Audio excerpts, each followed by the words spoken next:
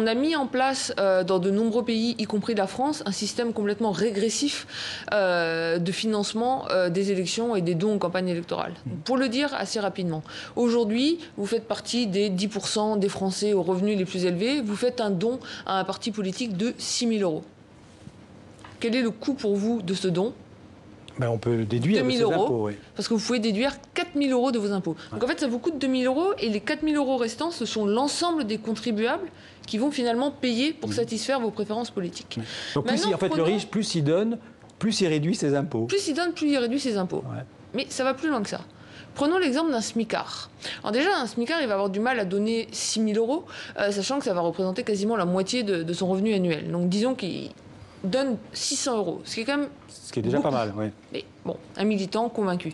Quel va être le prix pour lui de ce don de 600 €? 600 €. 600 €. Parce que comme il n'est pas imposable à l'impôt sur le revenu... On voit que vous êtes prof de Sciences Po.